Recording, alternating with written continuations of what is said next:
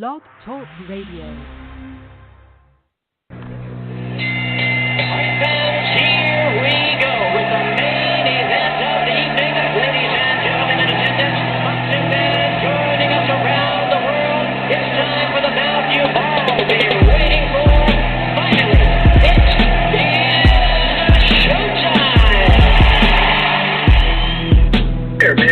Dedicate our life to this sport. We do thousands of sit-ups in camp. We run hundreds of miles, for the ones that take it serious.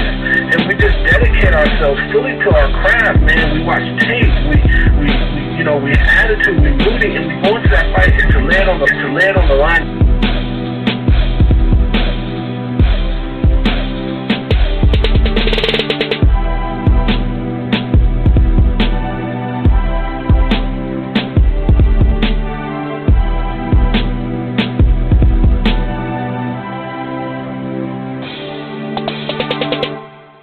Hey, what's up, boxing fans? This is the Rope-A-Dope Radio Podcast. I am your host, Chris Carlson. We are live on a Tuesday afternoon.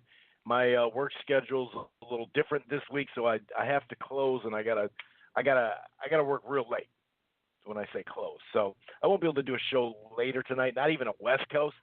So I figure why not just punch it out right now and get her done.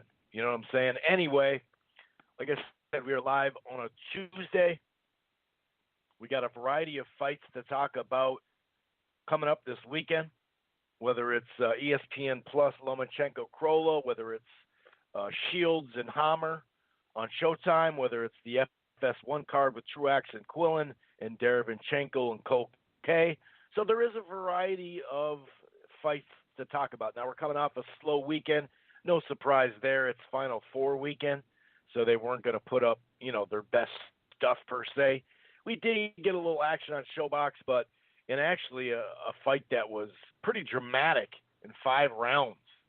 Was it 9 or 10 knockdowns in 5 rounds? There was some talk about, and I saw some highlights in the aftermath of the bare knuckle boxing, blood and guts and bruises and cuts. Bare knuckle.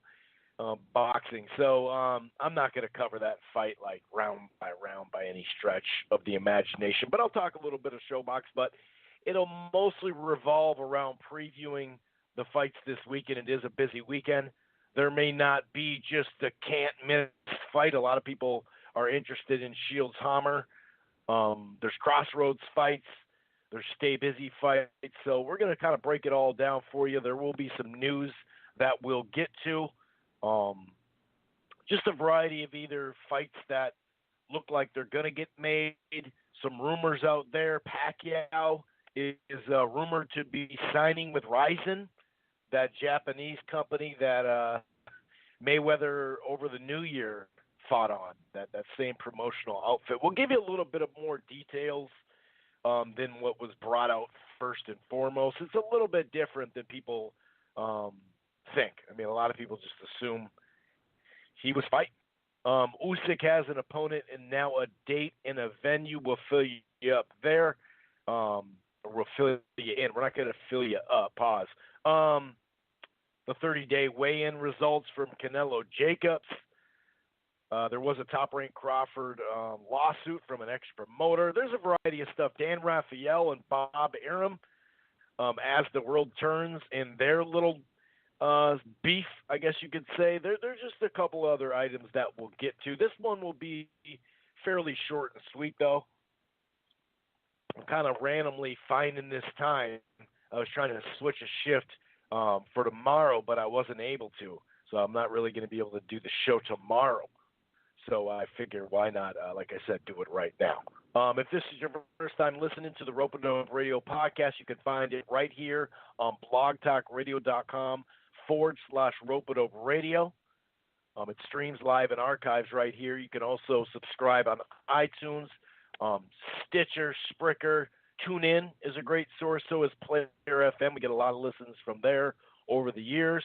We're also part of the Grueling Truth Sports Podcast Network, and that can be found on iTunes and Player FM and all across the board, including iHeartRadio and including streaming it on Spotify.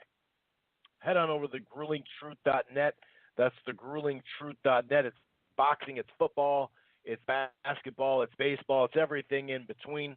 Thegruelingtruth.net. They got a great sponsor over there, mybookie.ag. You can listen to the podcast right there at thegruelingtruth.net. You can, read articles as well for a variety of sports, not just boxing. I do a weekly basketball, football, when the season's in anyway, and boxing prediction blogs. And like I said, they can link you right to mybookie.ag. And real quick, I got a special here for you for DirecTV Now. If you're thinking about cutting the cord or you have cut the cord, something to think about here. So there's two different basically options that I'm going to give you, or an option on top of straight up DirecTV Now if you're thinking about a streaming service. The plans start at $50 a month. No annual contract. There's even a 7-day free trial. You can stream it anywhere, whether it's your smart TV, your smartphone, the tablet. It has a cloud DVR. And right now, the base package includes HBO right in it. It's plus or max, I think, is the deals there. They start at $50.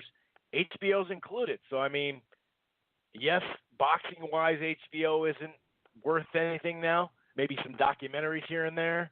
But, from a Game of Thrones standpoint, it's a pretty good deal. Now, here's the other layer involved in just the straight-up DirecTV Now 7-day free trial, $50 a month. Here is the other option.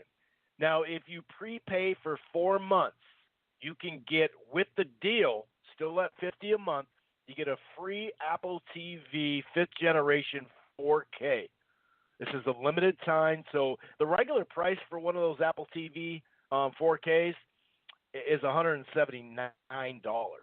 So you're spending $200 plus you're getting a cable package for 4 months. Something to think about there. Maybe you have, you need to update your Apple TV. Maybe you have a Roku, an older Roku, whatever it is. This one's a 5th generation, brand spanking new Apple TV 4K for a limited time. It's just 4 months of prepay for the cable. And by the way, boxing fans, Showtime is $11 on, through this package. So something to think about, no doubt about it. So anyway, like I said, it was a mild weekend, no doubt about it. DAZN had a card, Showbox had a card. There was a crazy fight that wasn't on one of those cards, but it wasn't on DAZN or anything like that. But it was from Poland. It was Talarek. I think it's Talarek against Szymanski. I think it's Szymanski. And Szymanski scored 2 knockdowns in the first round. Then he scored a knockdown, but got knocked down by Talarek in the second round. Then the third round comes around. Talarek scores 2 knockdowns. And then he scores another, 2 knockdowns, and then a knockdown for Talarek and a stoppage. So 10 knockdowns in 5 rounds. And I haven't been able to actually see the whole kit and caboodle. I've only gotten to see like a 4-minute highlight clip and some other really quick highlight clip. But that I guess that would be the only that's the only bummer thing about this is like I want to see the whole frickin' fight. It's really what I want to see. But maybe it's out there. I didn't check today because I just got stuff going on. I haven't really eyeballed that right now. So maybe it's on there now on the interwebs right now. Real quick though, as far as recap, Showbox had a card. The first fight I thought was pretty good. The guy who won got knocked down. It took him a while to overtake the fight, but it was a good fight. Second one was Xavier Martinez taking care of his guy in the third round. Really easy fight. Nothing really there. There was a left hand that knocked him down in the third round. Martinez was just aggressive in landing thudding shots right off the bat. Now, the main event,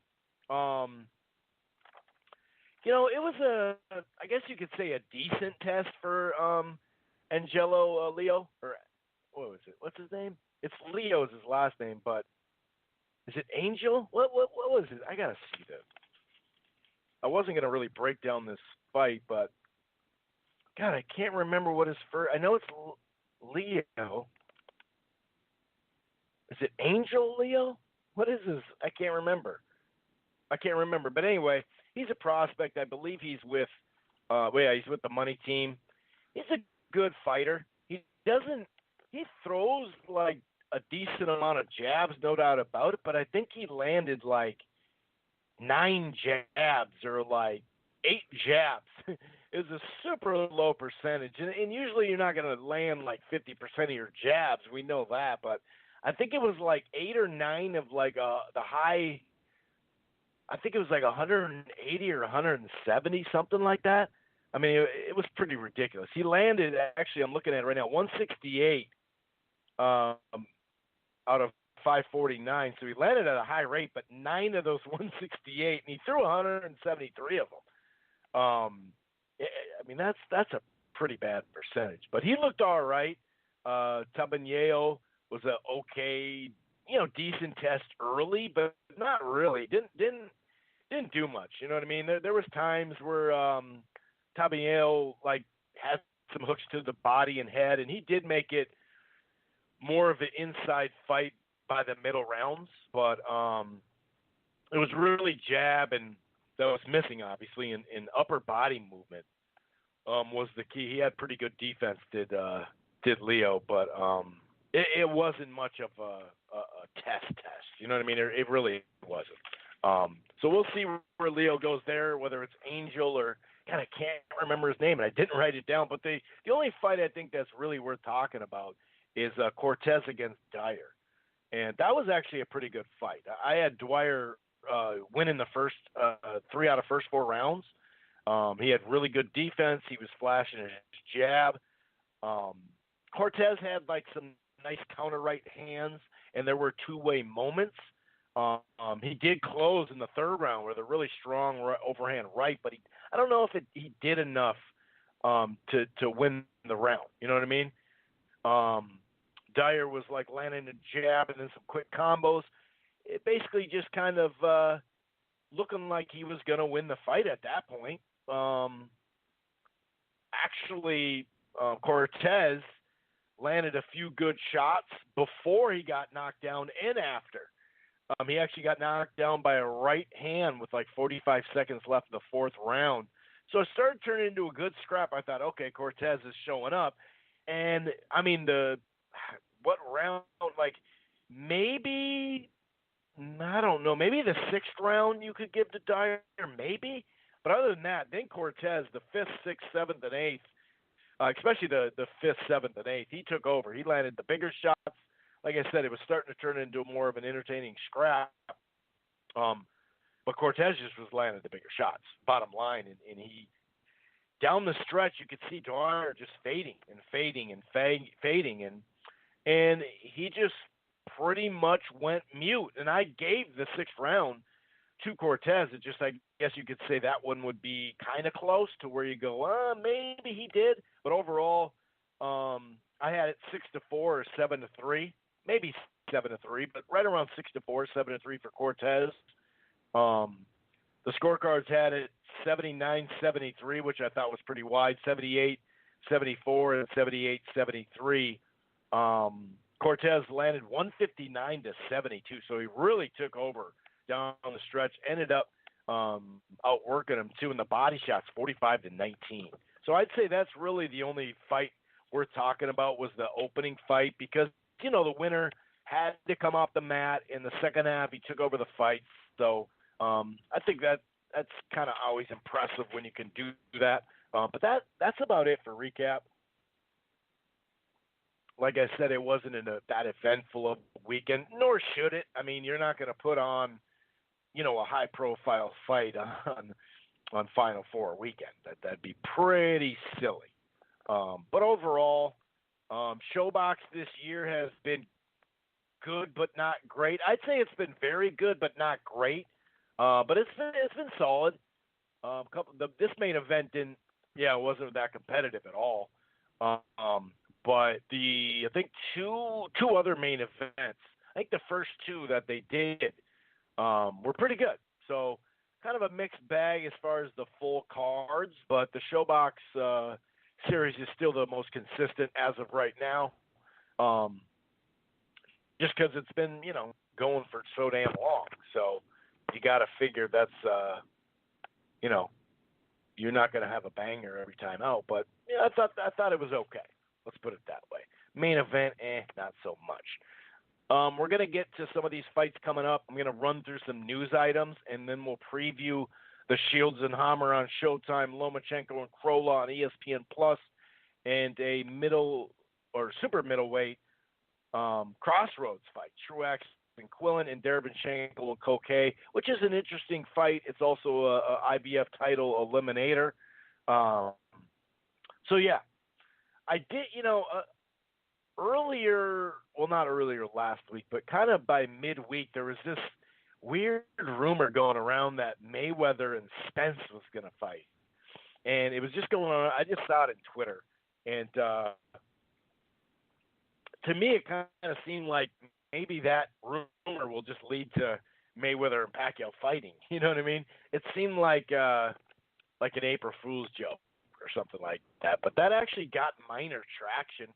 Of course, nowadays on the internet, I mean, I guess you could get traction with pretty much anything out there.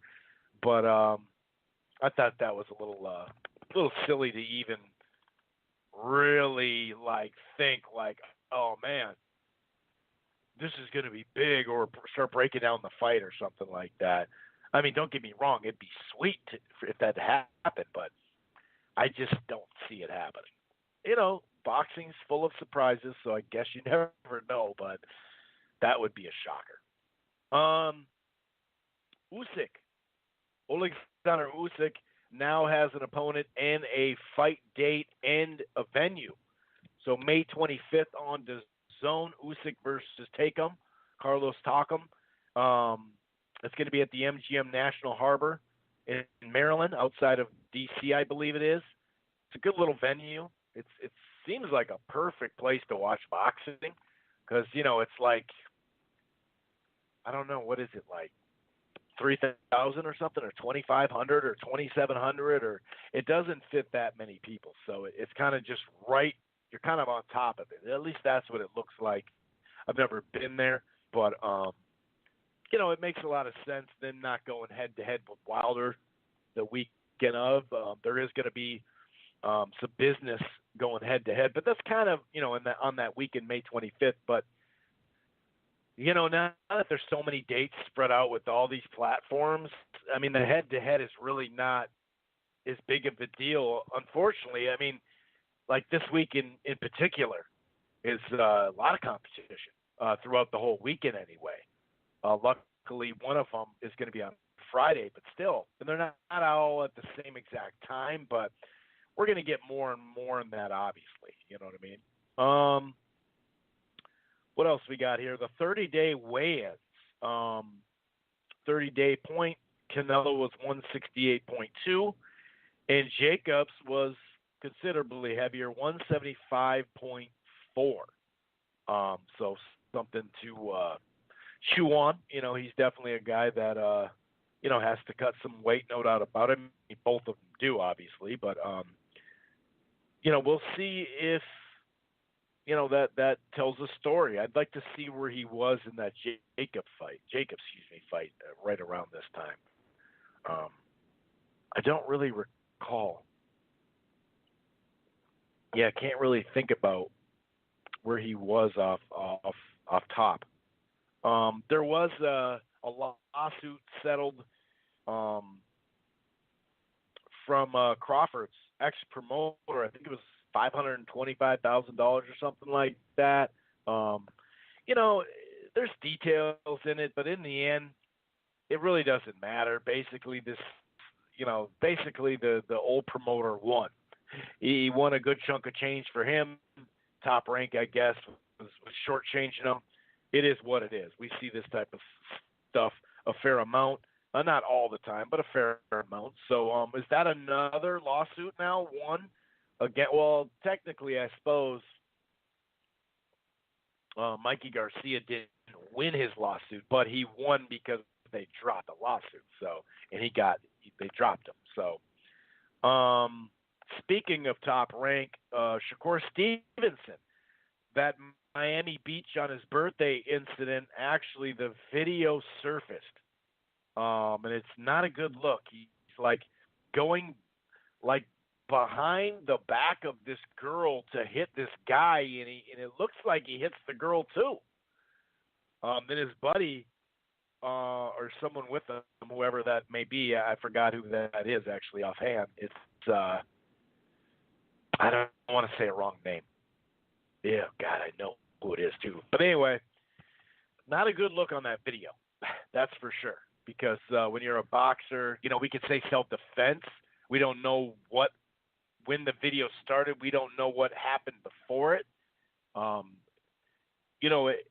It matters. Was it a verbal thing or was it an attack? And they were then going from there. That I guess we don't know that part, but it just on video it does not look good at all. And literally his the guy he's with is like manhandling. Is it Creighton? Is that his last name? I can't remember. Like I said, I don't want to incriminate anyone here. And this isn't alleged because there's a video. I'm just telling you about the video. So we'll see how this thing plays out. But it doesn't look good. It doesn't look like self-defense as far as what we can tell. It doesn't mean it's not. We don't know. After the camera, or I mean, like before the shot we see, I guess we don't know for a fact. But it didn't look good. You had the person he was with, who he said, "Let's get the hell out of here," basically, and pulled away. Manhandling a girl. This wasn't a good look for young Shakur Stevens. That's for damn sure. What we got here? Oh, Deontay Wilder. This is a good look. And I know when I talk about the PBC in a positive light, when it comes to promotion, it gets people's panties in a bunch. But we keep hearing how bad, for years now, how bad of manager / promoter / packager. I think that's what he's a packager. That's what he said in court. And that sums it up, I think, the best. But we know Heyman can't promote, right? We know that he doesn't know the business. We know all that stuff. He got kicked out of the radio business, even though if you do your research, you could clearly he didn't hightail it out of the music industry. If you've heard of Live Nation, you should know that he didn't get kicked out of the business. But a lot of people either don't know, don't care to know, or know and don't care, and just want to go the negative route. But no matter what you think, and I know a lot of people talking about Showtime dying, but this was a good look. To have Deontay Wilder on during Final Four weekend, really pretty much right, very close to right after a game with Auburn. Obviously Auburn's in Alabama, and so he was there as an Alabamian supporting Auburn basketball. And Charles Barkley was part of the interview. Basically, there was a missed double dribble call. At least that's what a lot of people thought. Now, the actual fall call was legit on the three-pointer. But before that happened, you could have called a double dribble, although it did kind of look like a live ball there too. So I guess there's room for interpretation, but it's funny because during the end of the game and a little bit after it, they barely even mentioned the double dribble. They were talking about the fall, which was a clear fall. He hit him in the leg. I say this because Wilder and Charles Barkley is an alumni from Auburn. And so after the game, they have an interview with Wilder, and Barkley's in the interview as well. And Wilder's the one bringing up the double dribble. He's like, hey, the foul's the foul. I'm talking about before the foul. So in essence, Auburn would have gotten the ball in that last second foul that ended up deciding the game because of the 3 free throws that was hit, moving, Virginia up, and ultimately up by one, and ultimately a national championship. Um, it was quite funny to see, so it was basketball, but it was also boxing. They did talk about his fight, but that's just a good look. I mean, you had like on average, I think it was 19 million people watching that game or something like that. I mean, it was and a lot of people after were charged up about that call or no call or even the 3-point. Just the fact that it came to, like, I'd like to see what the peak number was at the end of that game, because that game was really, really tight. So anyway, kudos to Showtime and Al Heyman. That this was a good look to have Wilder on right then and there, talking basketball, but also talking boxing. It was just a good look, you know what I mean? And that's always good, for boxing. I always like that. And obviously, I couldn't help to think though that this was planned with Fury. This should have been a Fury fight. The rematch and having.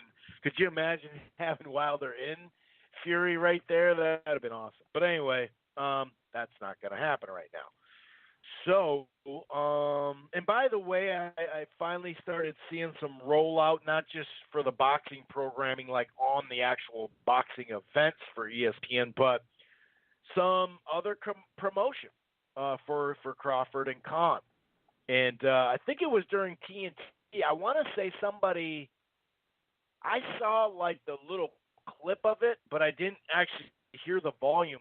I heard, now this is just what I heard, or I think I saw someone on Twitter saying, yeah, they called him Terrence Ross, who's a basketball player, not Terrence Crawford. But maybe they called him that and then, noticed they mistakenly said it and then said Terrence Crawford. That I don't know. I just saw literally like the little clip and really kind of a still image as well on some other tweet by him. I think it was at a Lakers game, if I'm not no, it was at MSG. What am I saying? Yeah, MSG. So they're starting to get some of that going. I assume they weren't going to go full-fledged this last weekend, obviously, because, once again, it's Final Four, so you're not going to do all that. But they'll be talking about it, you assume, with these Lomachenko fight this weekend, and then we'll see the week of, I assume, because they can stand to make a profit here. I assume it's going to be, hot and heavy. I assume anyway that week. So we'll see. We'll keep you posted. Because right now the ticket sales kind of struggling. But, I believe for the most part they opened up a good chunk of the arena. I don't think they have the whole arena open by any stretch of the imagination. I've heard like they have the arena set for 12,000, so that would probably just have something to do with the upper deck a little bit. But when you look at the map on Ticketmaster, and then when you look at the secondary sites, there is a ton of tickets left. So we'll see. Hopefully they get a big fight, week walk up, which you tend to get for boxing. Marcos Maidana said he wants to fight 3 times this year. And it sounds like this whole comeback and working his way back with these fights, I think it's 2 fights, and then either the 3rd or the 4th might be against Manny Pacquiao. I guess it matters how he looks, obviously. This is a complete, wait and see approach I'm taking on this. I love Maidana, don't get me wrong, but I got to see him to believe it, especially trying to get down to welterweight again at some point. That seems like a stretch, but I'll reserve my judgment beyond, this is pretty dangerous. Pretty freaking crazy. Manny Pacquiao. So Manny Pacquiao, well, there's been rumors of him all over the place. I saw that real quick rumor of him and McGregor fighting, and I'm like, what? So they're fighting? Then we see him signing a contract on video and a still image as well, signing a contract for an April 21st event with Ryzen, the same, Japanese promotional MMA company that, or kickboxing too, I assume. Maybe it's just kickboxing. I don't remember. But that's the one that Mayweather did the deal with and fought that little kid, basically. But it's not him fighting. It's not him fighting. So I don't know if they're just giving him a little money to show up, but it sounds like he is going to be the ambassador for the Filipino fighters that are in Rizin, and presumably fighting April 21st, right? So I guess he's going to show up to the event. So it's not a fight, thank goodness, but whatever. So that's a little bit more detail. A lot of people thought it was a fight.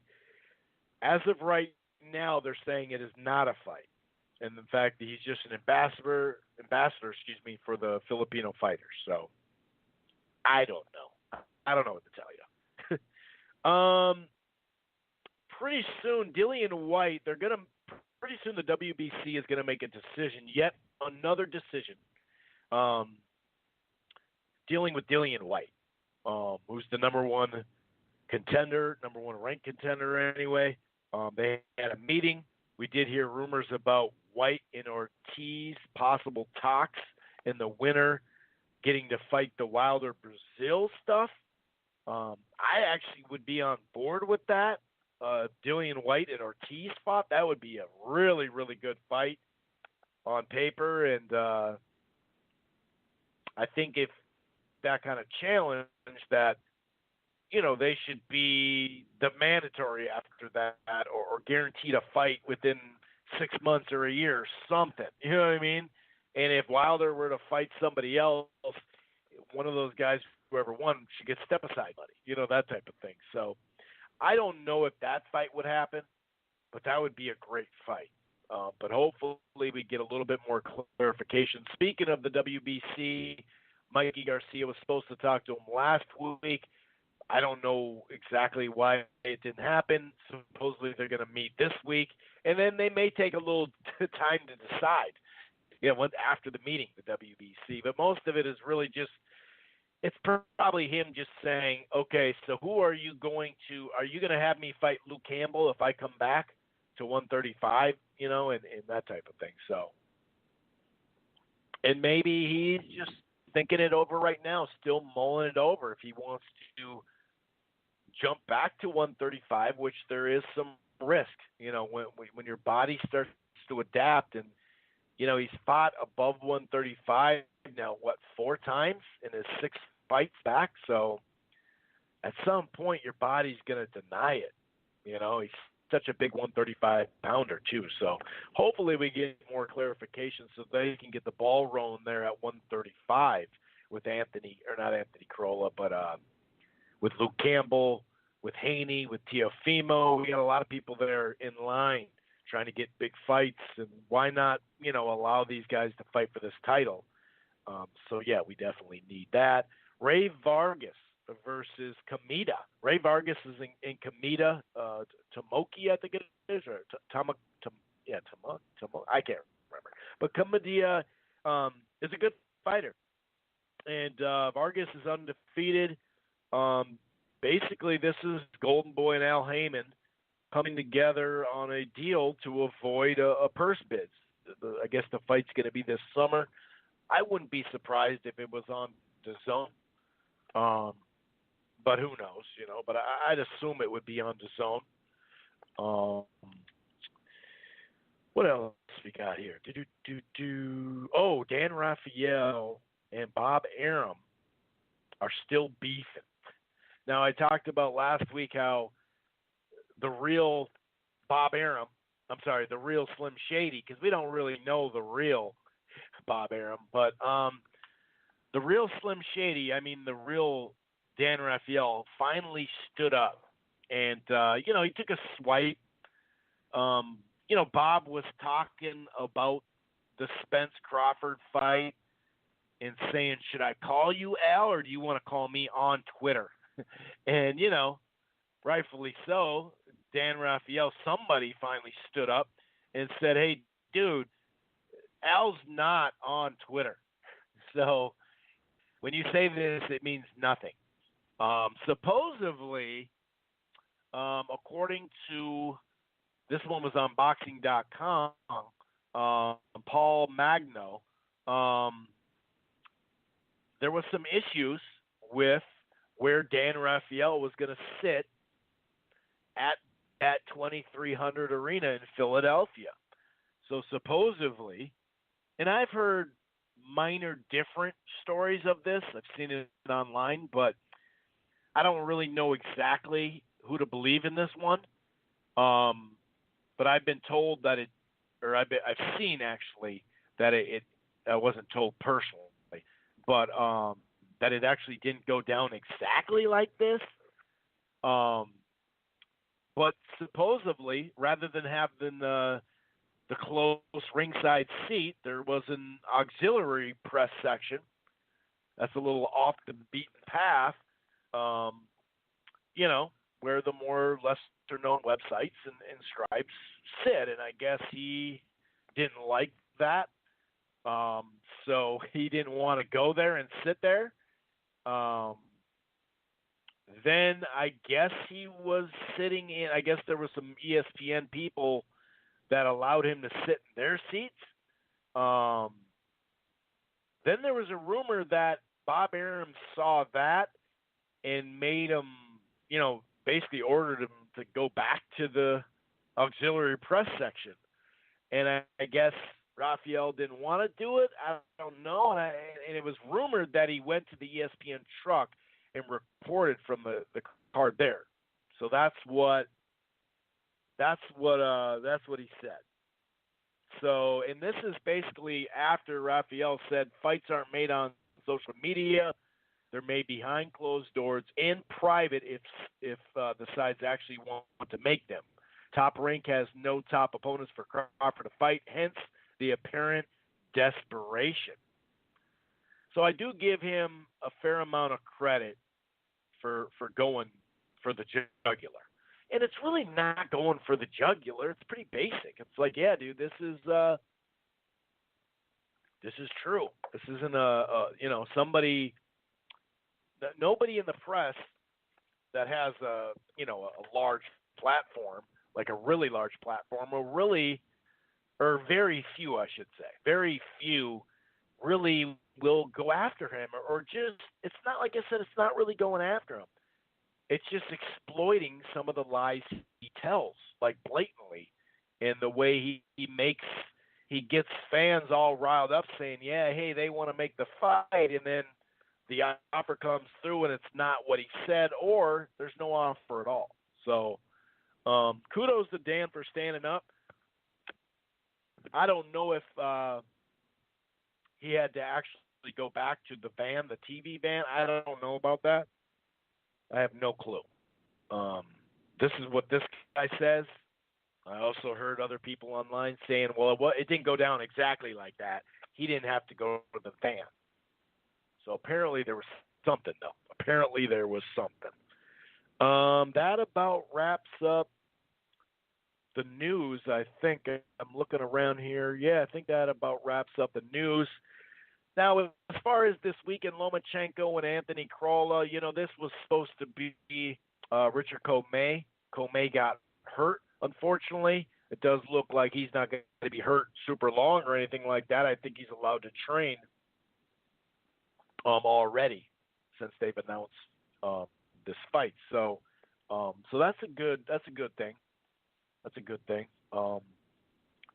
It does sound like Comey wants a fight just to test the injury and then fight Lomachenko later this year. I don't know if he'll be able to do that, but that would have been a much better fight. Sure, I mean, Crolla is a come-forward fighter like Comey, but I think if you look at the Linares fights, both of them, well, first of all, money-wise, it made sense for Linares to have a second fight over there in the UK. But watching the first fight, there was really no reason for a second fight. But, that's boxing. It happens.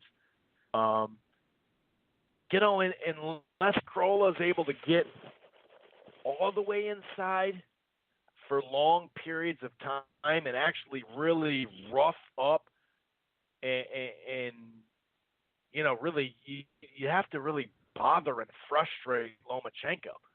And I'm just not quite sure he can get all the way in because of the angles, because of the hand speed. Like I said, I mean, the way Linares handled him, I just don't see how Lomachenko couldn't do the same, and maybe worse. This might be a TKO, but it's pretty much a one-sided. It is on ESPN Plus, and this is one of those things where I understand that a good portion of this deal is ESPN Plus. It kind of turned into that, this deal. So I understand that you got to put some names on there once in a while. They're going to have Tyson Fury on, I think, twice this year on ESPN Plus, but at least once. It's too bad it's not against a legit challenger where you think, maybe you could make an argument, but there's not a ton of those out there anyway. Haney and Lopez, if Garcia came back and weight, we'll see. But either way, it is what it is. They have done their due diligence with Lomachenko, the last 2 years in December, giving him that post-Heisman. Well, actually, not this last year. Oh, yeah, it was last year. Yeah, what am I saying? So the last 2 years to be able to get that, he's got some big ratings off that. So got a really nice rating with the Linares fight, too. So, it is what it is. It's not my favorite, but it is, it's okay. I get it. But as far as the fight, it's pretty much a mismatch. It might be fun, though, to watch from Crolla just coming forward and Lomachenko just letting them have it with every punch in the book type of stuff. That's what I'm expecting for Lomachenko to pretty much cruise. And, 135 is not necessarily his best weight, especially you can tell with power. Getting knocked down by Linares as well. So I'm not sure if he can straight up knock him out. But the style kind of lends itself to a TKO potentially. But we'll see. Shields and Hammer on Showtime. It's a really, really good fight. This is a 50-50 fight. Hammer definitely more experienced on the pro level.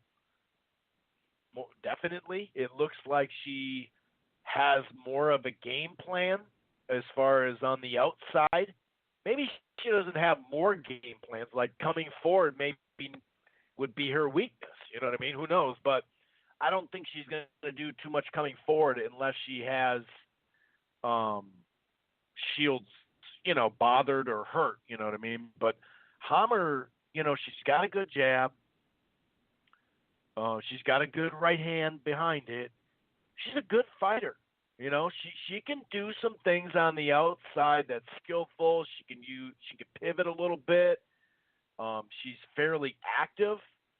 At times, she does get a little arm punchy when she is kind of on the move and punching.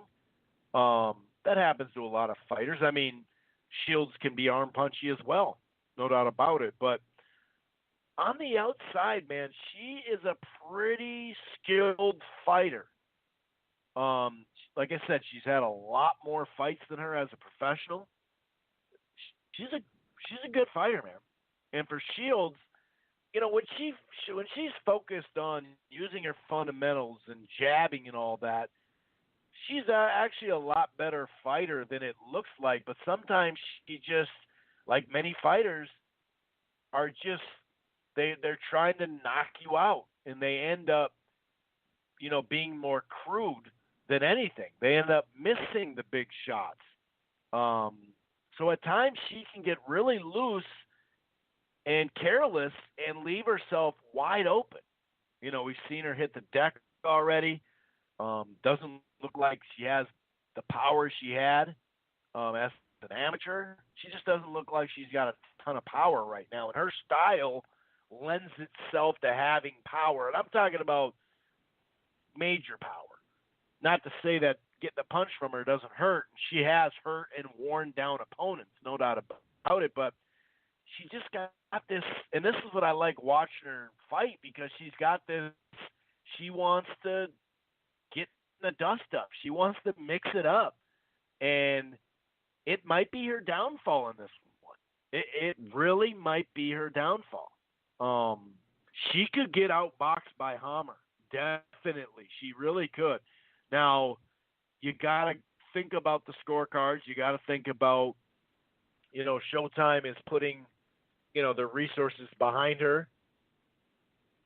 And they've been trying to build her up. And if you look at that rating she got last year on a Friday night, which is generally reserved for Showbox, that had been the biggest rating on a Friday night, a non-championship fight night, I think, since I don't know if it was 3 or 4 years ago. It was a while. And so it peaked really well. So obviously having competition with FS1 that same night and also the NBA playoffs starting, I don't know what kind of rating she's going to get here, but this is going to be a good fight. Shields, like I said, there's times where she throws some fundamental punches, and obviously, as a pro, she only has 8 fights or whatever, but she's pretty experienced in the amateur level, fighting some pretty skilled fighters, and also been in some brawls in the amateurs too. That was actually what was fun, like I said, about watching her in the amateurs and the pros. So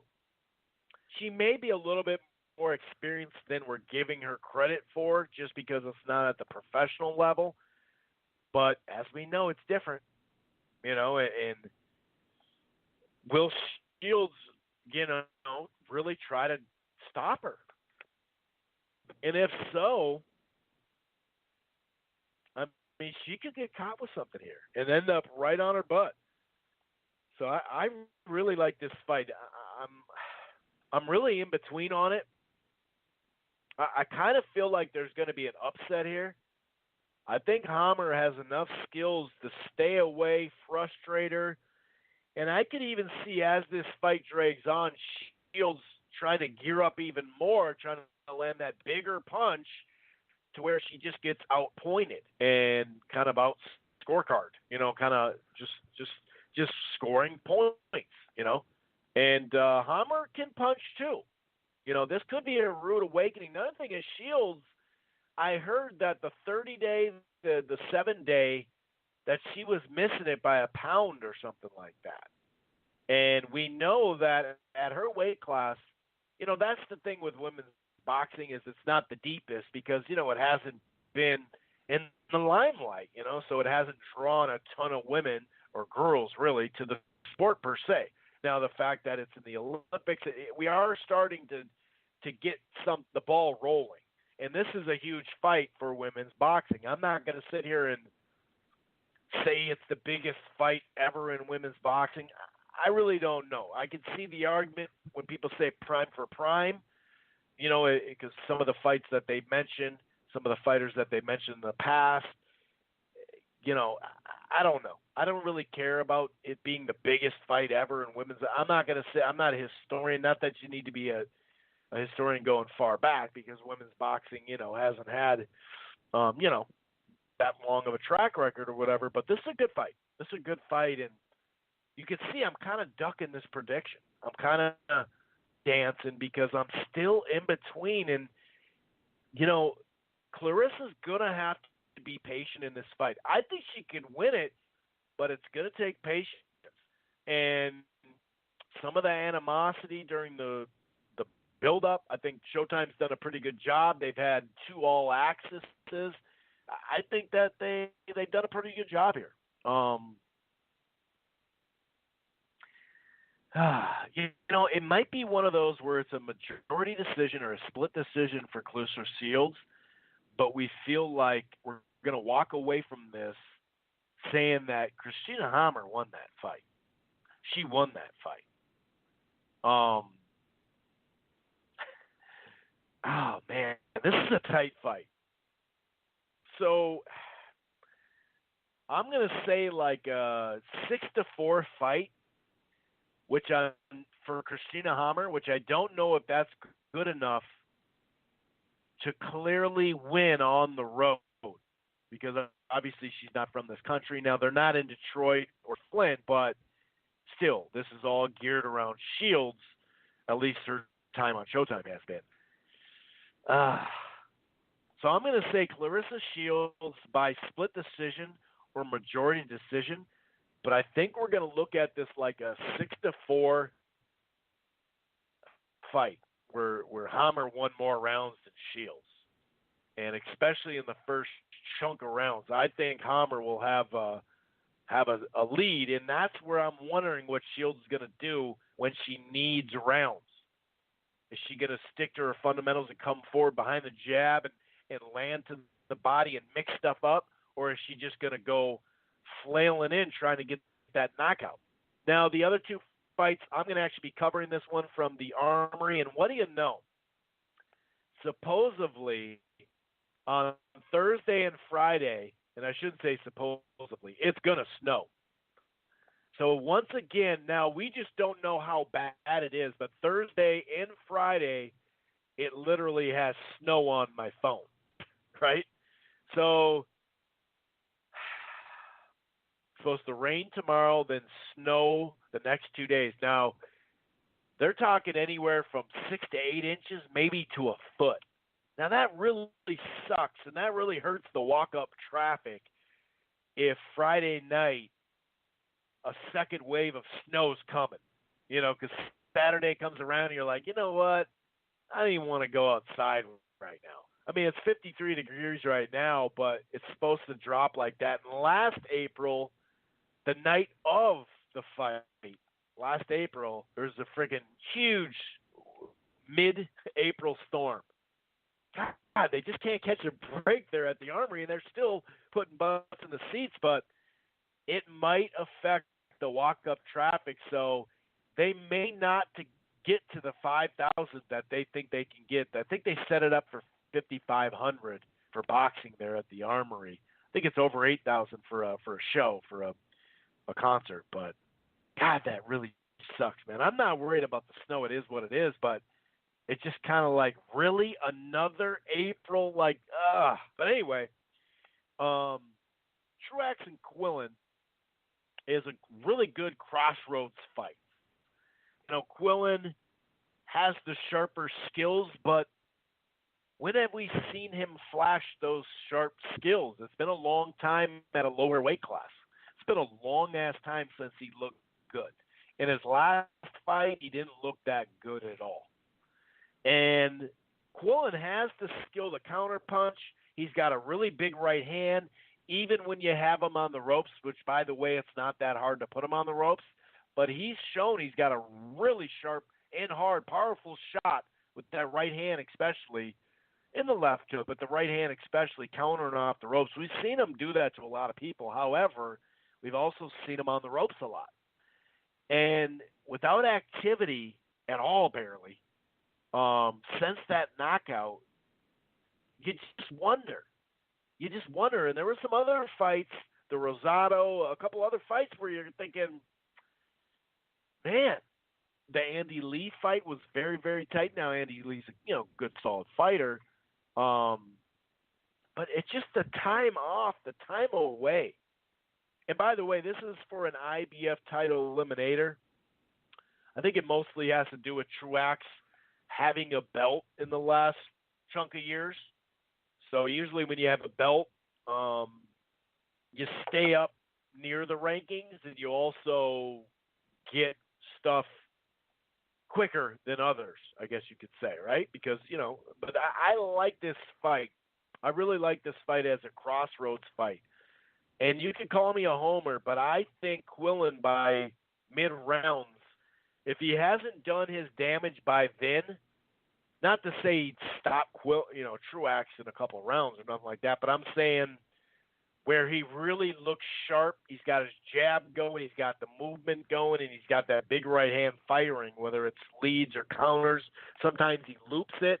He's very powerful with that shot, but Truax can take a pretty good shot, right? And he can just keep coming forward, and I think the body punishment, I think overall he's just going to chop him down, wear him down, and we know the crowd, even if it doesn't have as big a walk-up because of this frickin' snowstorm coming, they're still going to be there, period. So I have Truax winning a a difficult decision win. Maybe it's a majority decision win. I think it's going to be a tough fight, but stylistically, Truax tough for Quillin because he just keeps coming. And he just keeps coming. And we see in that DeGale fight and some other fights, he flashed it against Taylor a little bit. And Truax has pop. I mean, he hurt Danny Jacobs in his fight, even though he lost it. He hurt DeGale a handful of times. So, I don't know. I just think Truax is going to find a way to eke this one out. Now, there also is an IBF, and by the way, the title eliminator is for Caleb Plant, which that would make sense because it sounds like Plant's fight is in July or August, and then because he's kind of dealing with some stuff, so they did postpone his fight date. I think it's in August. Presumably, after that fight, the winners could fight maybe by the end of the year. And maybe that would be at the Armory. That'd be dope, but who knows. But Derevyanchenko against Culcay, I like that fight. Derevyanchenko came off a very close decision, like a competitive decision, I should say. Good, hard fight against Jacobs, right? And Culcay, he doesn't look that great by any stretch, but when he gets in there with somebody like a Demetrius Andrade, and a lot of people to this day think highly of Andrade. And to be honest with you, Culcay and Andrade, that was a good fight. I believe it was like a majority decision or split decision, but that was a good fight. And he's got a way of just hanging in fights and then making a run. He also fought Suleski, and that was a pretty good fight. So Culcay's not a chump by any stretch, and the fact that the IBF, this is an IBF title eliminator, that makes a lot of sense. Culcay's not a chump, and I think he'll put his best foot forward here. And like I said, Derevyanchenko giving Jacobs, the guy who is the current champ, taking on Canelo here soon. So it doesn't surprise me that this is an IBF title eliminator. I don't have a problem with that at all. I mean, it is what it is. I kind of look at it just like the Truax Quillin. Some people think, why is this a title eliminator? Some people go, well, he has had a belt recently. It is what it is. I'm more worried about the actual fights. And Truax Quillin as a crossroads fight, winner goes home type stuff, or I'm sorry, loser goes home. I like that fight. And Derevyanchenko, Culcay, I'll take it. These are good quality mid-level fights. And that's kind of what 2019 has been this year for the most part, is mid-level fights. But you're not going to see me complain about that. I actually like both of these fights. On FS1, it starts after baseball. I think it's 9 Central, so that would be 10 on the East. So, yeah, that about wraps up the schedule this weekend. I'm picking Derevyanchenko, but I think it's going to be competitive, something like an 8-4 fight, somewhere in that realm. But don't sleep on Culcay. If he can, fight like he did, in a couple of those, step-up fights like the Suleski and like especially the Andrade fight. I thought he fought really well in there. He just, like I said, he has a way of hanging around. So anyway, I'm going to get out of here. I got to go to work. I'm going to close this puppy down. You guys enjoy the fights this weekend. And it's pretty much smooth sailing for boxing for a while. We got some big fights coming up. Like I previewed it last week. We got a lot of fights coming up. And it's like weekend after weekend, there's going to be something that kind of stands out, or maybe something that you're kind of sleeping on that gives us a great fight. Anyway, I'm going to get out of here. Enjoy the fights. Peace. Once you become the world champion, I believe that you feel you have the upper hand. So now, as you fight, let's say you fight 4 or 5 years of straight survival, the bullshit, the holdback, and when you become the world champion, you're like, you know what, I made it. I'm going to show you it's business. So I'm going to get every dollar worth of what I deserve.